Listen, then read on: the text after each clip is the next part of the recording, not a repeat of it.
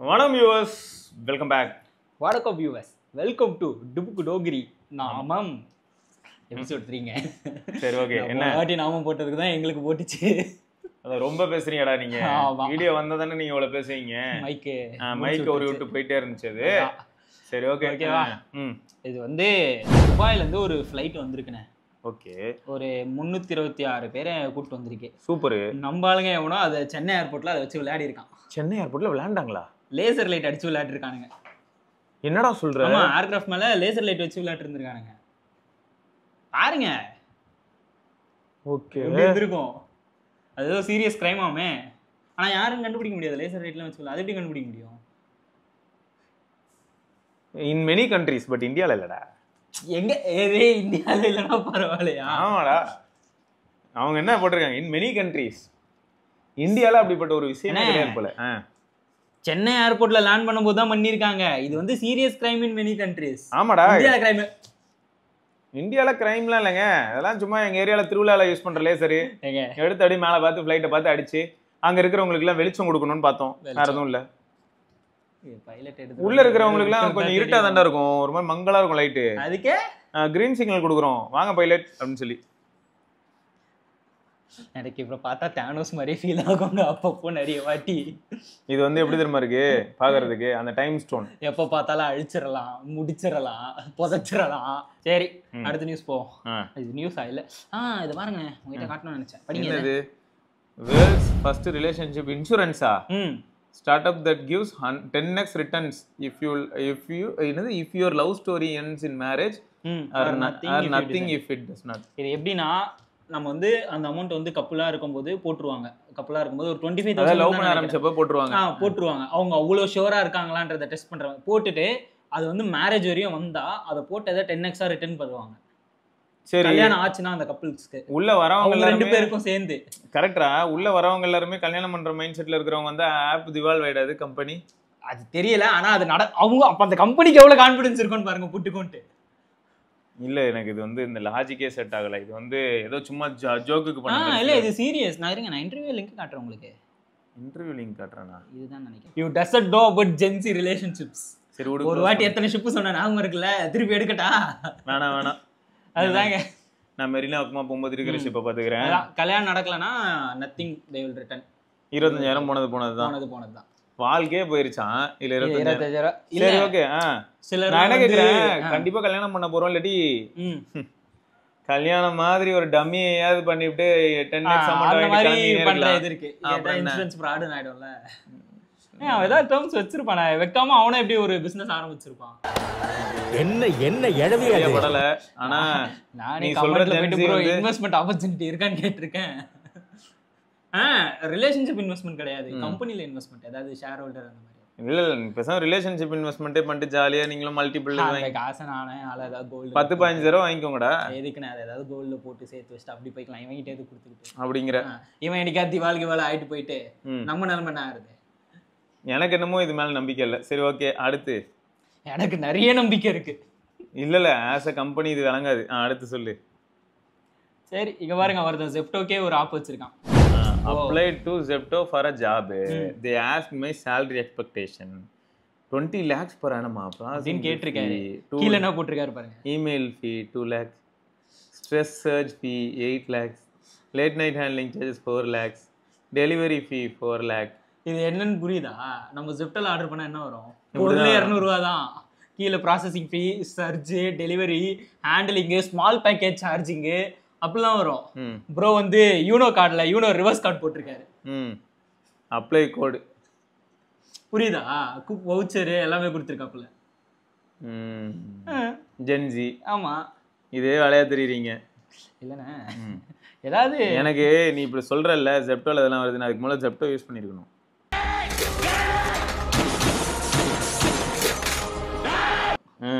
Okay, இங்க பாருங்க, flight book பண்ணியிருக்காரு. சீட்டு, regular fare, okay. Cute charge அப்படின்னா தெரியல. கியூட் சார்ஜ் 50 ரூபா பிடிங்கிருக்காங்க. செல்லம் அதான் சொல்லியிருக்காங்க. என்ன கருமாண்டா அது கியூட் சார்ஜ்? எதுக்குற 50 ரூபா போடு? நீங்க யாரா கேள்விப்பட்டிருக்கீங்க? எனக்கு தெரியாது இது வரைக்கும். இல்ல இல்ல நிஜமா நானும் பார்த்தது இல்ல. நான் சும்மா ரெடிட்ல ஸ்வைப் கண்டென்ட்க்கு தேடிட்டு இருக்கும்போது வந்தது கியூட் சார்ஜ்ன்ட்டு. கியூட் சார்ஜ்ன்றதெல்லாம் யாரு கஸ்டமர் கியூட்டா இருக்காங்களா இல்லாட்டி ஓகே கியூட்டான ஏர் ஹோஸ்டஸ் வருவாங்க. எப்படி அதை உறுதி பண்ணும் விதமாக மொத்தமா ஒரு 200 பேர் வரீங்கன்னா பேசஞ்சர்ஸ் ஆளுக்கு 50 ரூபா போட்டோம்னா அவங்க எப்பயும் வாங்குற பேயோட இப்ப எக்ஸ்ட்ரா பே வந்துடும். அதனால அவங்க அக்செப்ட் பண்ணிப்பாங்க. நல்லா இருக்கே. இந்த ஃப்ளைட் டெல்லிக்கு தான் போகுது. அது மட்டும் ஷேர். ஏன்னா கீழே அந்த ஜிஎஸ்டி ஃபார் டெல்லின்னு தனியா கொடுத்துருக்காங்க. சரி சரி கியூட் சார்ஜோட அது கொஞ்சம் கொடுமையா தான் இருக்கு. 10 மடங்கு இருக்கு. ஓகேங்க. இந்த ஏர்லைன்ஸ் பேரு போடல, அவனே மறைச்சுதான் வச்சிருக்கான். ஏன்னு தெரியல. எதுக்கு பிரச்சனை தான் மறைச்சிருக்கா போல. சரி ஓகே அடுத்ததுக்கு போவோம். அப்ப மொத்தம் ஆனா இந்த கியூட் சார்ஜ் எல்லாம் நான் கேள்விப்பட்டது இல்ல. இதுதான் ஃபர்ஸ்ட் டைம். நானும் இதான் first time. Okay I ordered GPU from graphics card order பண்ணிருக்கப்ல. Okay something like that. ஏதோ 2 ஸ்டோன் வந்திருக்கு கரெக்டான வெயிட்ல. கிராபிக் கார்டு ஆர்டர் பண்ண அவருக்கு எதுக்குடா அந்த ஸ்பீக்கர் வந்திருக்கு 280 வாட்? அவர் வந்து Nvidia GeForce 3090 ஆர்டர் பண்ணிருக்கப்ல. அவருக்கு வந்தது தான். வந்தது நான் கேட்டது அவர் கொடுத்தது. அவருக்கு என்ன கோவம்னா இவ்வளவு பெரிய இ-காமர்ஸ் கம்பெனி 1 லட்சம் அதான் 1 லட்ச ரூபா மதிப்புள்ள கிராபிக்ஸ் கார்டு கூட ஒழுங்கா வைக்க தெரியாதுன்ற மாதிரி அவரு காண்டா இருக்காரு. இதுல எப்படி கன்ஃபியூஸ் ஆக முடியும்? இல்ல இது ஆக்சுவலா செல்லரோட சைட்ல தான் பிரச்சனை. இப்போ நம்ம ஆளுங்களுக்கு இருக்க ப்ராப்ளம் சொல்றேன். ஒரு பொருள் வந்து நார்மலா 80,000 ரூபாய் கிடைக்கும் அப்படின்றது வந்து 40,000 ரூபாய்க்கு லிஸ்ட் ஆயிருக்குன்னா நம்ம ஆளுங்க போய் வாங்க ட்ரை பண்றாங்க. அது யார் விக்கிறா என்ன ஏதுன்னு பாக்குறது இல்ல. இது வந்து அந்த CMF-ல கூட தெரியும். CMF ஃபேக் சார்ஜஸ் எவ்வளவு வந்துச்சு. இல்ல நான் திரும்பியும் சொல்றேன், அமேசானும் பிளிப்கார்ட்டும் எண்ட் ஆஃப் தி டே என்ன பண்ணுவாங்க, அவங்க ஒரு டேர்ம்ஸ் அண்ட் கண்டிஷன் வச்சிருப்பாங்க செல்லரா உள்ள வரதுக்கு. அந்த டேர்ம்ஸ் அண்ட் கண்டிஷனை பேசிக்கா நிறைய பேர் ஃபில் பண்ணலாம். ஃபேக் ஐடி வச்சு கூட ஃபில் பண்ண முடியும். இப்போ என்ன பண்ணலாம்னா இப்போ என் பேரோ இல்லாட்டி ஓம் பேரையோ வச்சு ஃபேக்கான ஒரு ஆதாரில் நம்ம இமேஜே வச்சு கூட வந்து ஒரு செல்லரா உள்ள போயிடலாம். போயிட்டு அதுக்கப்புறம் வந்து நீங்க எல்லா வெரிஃபிகேஷன் வேலிடேஷன்லாம் பண்றதுக்கு முன்னாடி ஒரு 10-15 பொருள் ஃபேக்கா வித்துட்டு நோ அட்ரஸ் நோ எதுவுமே இல்லை, அமௌண்ட் மட்டும் வந்திருக்கும்ல.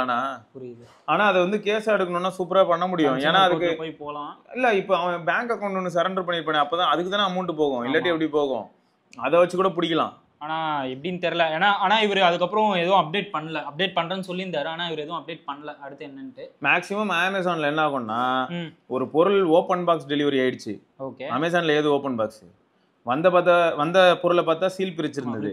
நம்ம கௌதம் ப்ரோவோட ஃப்ரெண்டு தான் வாங்கியிருந்தாரு 15 அல்ட்ரா. அமேசான் உடனே என்ன பண்ணான்னா ஃபர்ஸ்ட் பர்ச்சேஸ் பண்ணாங்கல்ல அவங்களோட ஹிஸ்டரியை பார்ப்போம். இவங்க கிட்ட அது மட்டும் இல்ல, இவங்க சும்மா பொழுதுனைக்கு ரிட்டர்ன் பண்ணி இதே வேலையா தெரியுறாங்களா அந்த மாதிரி பாத்து அதெல்லாம் பார்த்துட்டு அவன் உடனே என்ன பண்ணிருக்கான், அடுத்து கால் பண்ணும்போதே ஐ அக்செப்ட், அதாவது நாங்க அக்செப்ட் பண்ணிக்கிறோம், உங்களுக்கு வேலிடேட் நாங்க உள்ள எடுத்துக்கிட்டோம் அந்த கம்ப்ளைண்ட்டை, நீங்க பயப்படவே வேணாம், கண்டிப்பா ஸ்டார்ட் ஆயிடும். அது மாதிரி ஸ்டார்ட் பண்ணிட்டாங்க. அவ்வளவு. ஸோ இதுதான் இதுல நிறைய இருக்குடா. நிறைய பேர் என்ன பண்றாங்கன்னா, நான் தான் உன்ட்ட சொன்னேன், மிந்த்ரால வந்து ட்ரெஸ் ஆர்டர் பண்ணி ஒரு ஃபங்க்ஷன் எல்லாம் போய் எல்லாத்தையும் முடிச்சுட்டு அதே திரும்ப அனுப்புறது 40,000 50,000 ரூபாய்க்குலாம் வாங்கி விளையாடுறது.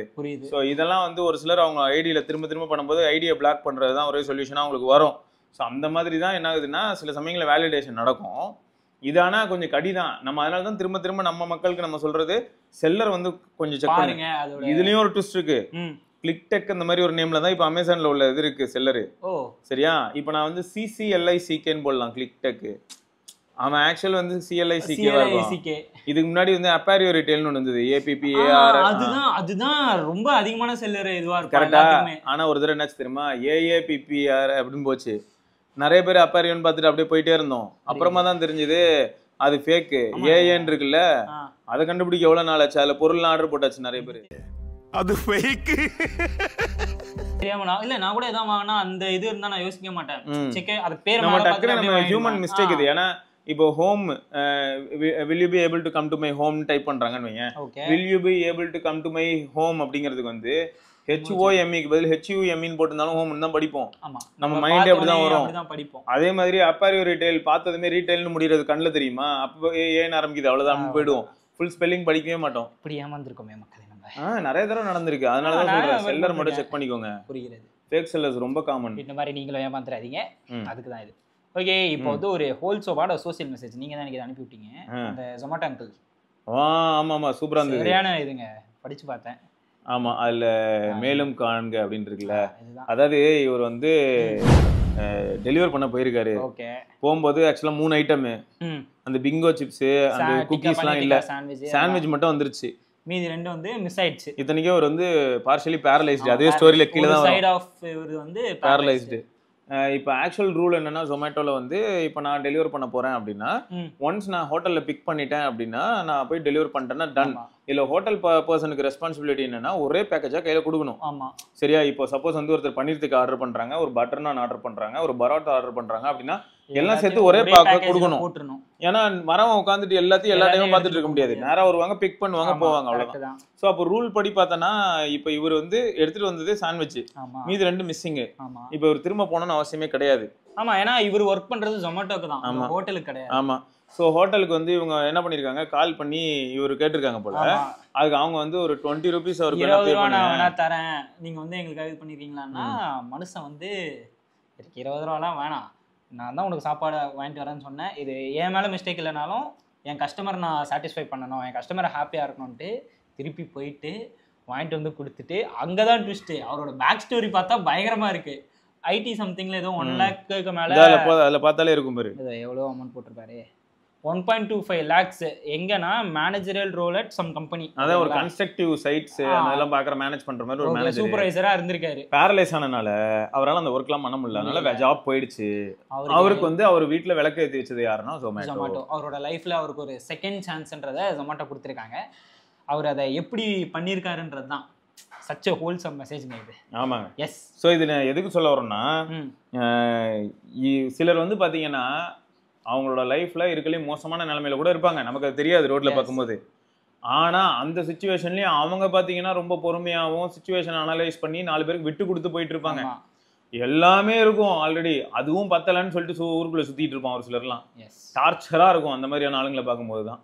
இப்படியும் சிலர் அப்படிங்கறத சொல்லலாம் தான் இந்த இன்ஃபர்மேஷனு. இந்த வாரத்துக்கான சோஷியல் மெசேஜ் போட்டாச்சா? ரைட்டுங்க. ஸோ இதெல்லாம் தான் இந்த எபிசோடுக்கான கண்டென்ட்.